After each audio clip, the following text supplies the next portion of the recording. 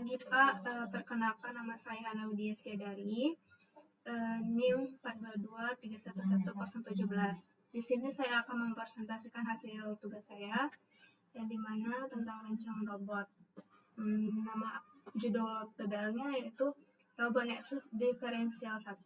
Nama anggota tim ada saya sendiri, Hana Widya Syedari, ada Kemas Muhammad, ada Ferry Limas Leonando, dan terakhir adalah John Andrew Napitepulu.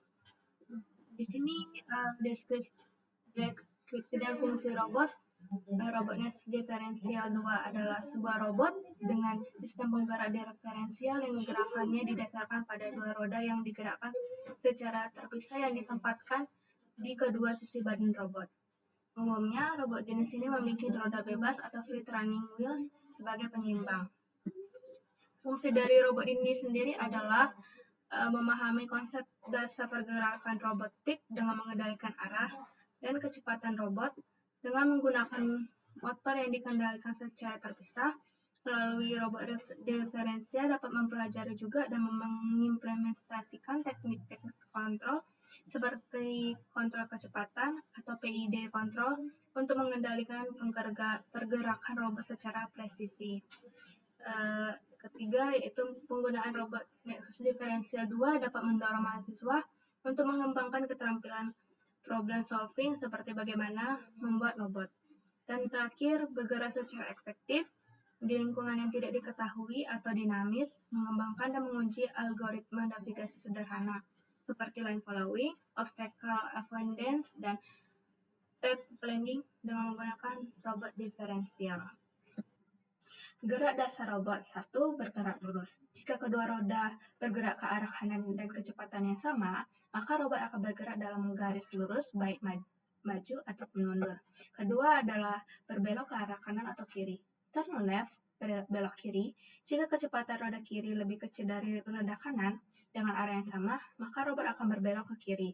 Turn right, atau belok kanan.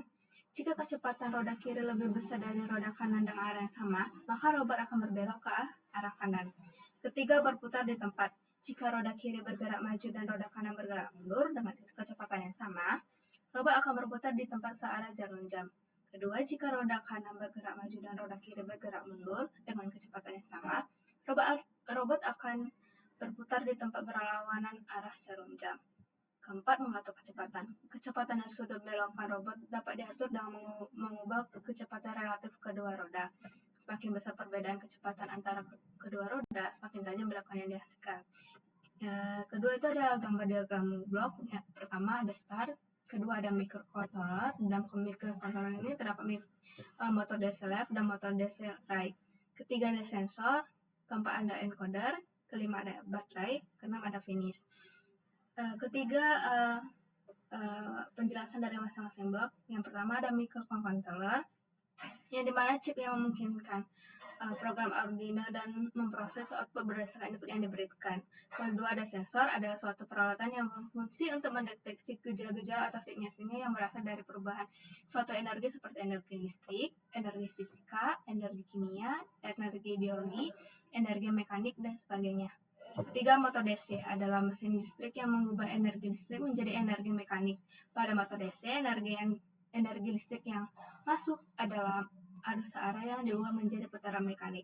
Keempat, ada encoder, merupakan rangkaian logika yang berfungsi mengubah data diinputkan menjadi kode-kode biner pada outputnya. Sebuah encoder menerima input n bit pada n jalur input, tetapi hanya satu saluran yang menentukan kode output dan menghasilkan kode biner saluran output.